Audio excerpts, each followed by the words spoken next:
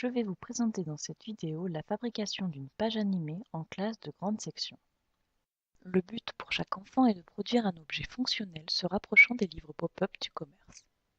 Cette activité fait appel à diverses notions comme reconnaître, nommer, décrire et comparer les matières. On travaille également sur tout ce qui est propre à la manipulation.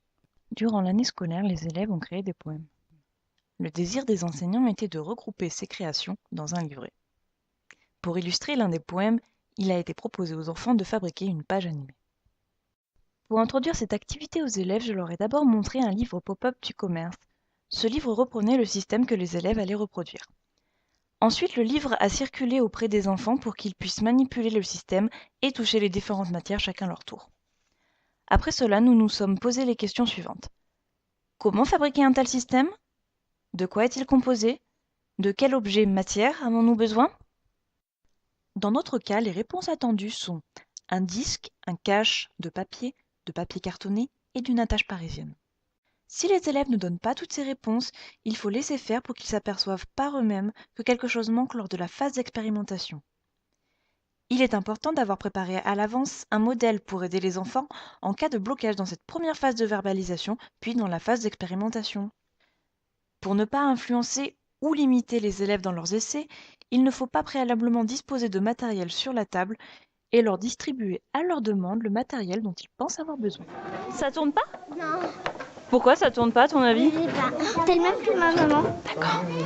Tu sais pas. Est-ce que quelqu'un pourrait lui expliquer pourquoi ça ne tourne pas? Parce que t'as mis trop de colle, t'as pas mis un petit point de colle au milieu. D'accord.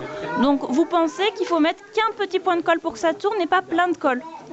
Non? Après, ça colle tout. Ça colle tout, d'accord. Donc tu penses qu'il faut mettre qu'au milieu pour que ça colle qu'au milieu et que le reste puisse tourner? D'accord, on va essayer alors. Mais pour faire de différents dessins. Pour faire différents dessins, t'as séparé ton rond pour mettre les dessins. Mets au milieu, Théotime. Et pourquoi on le met au milieu? Parce que pour que ça tourne. Bah oui. Si on le met là, ça ne tournera pas. D'accord. Un peu plus bas. Ah, attends, fais voir comment tu fais. Si tu le mets où? Alors, là pour. Si tu fais comme ça, il va tourner comme ça, Théotime. C'est Mais bien. si on le met comme ça. Mais regarde, il faut la mettre. Ça va tourner en rond. C'est ça?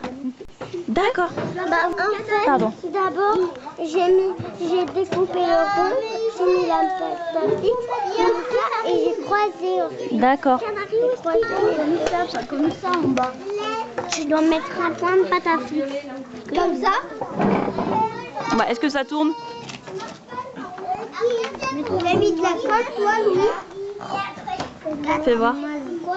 Ah, mais pourquoi ça ne veut pas tourner? Non, ça veut pas tourner. Alors, qu'est-ce que t'as fait? Moi, ça tourne.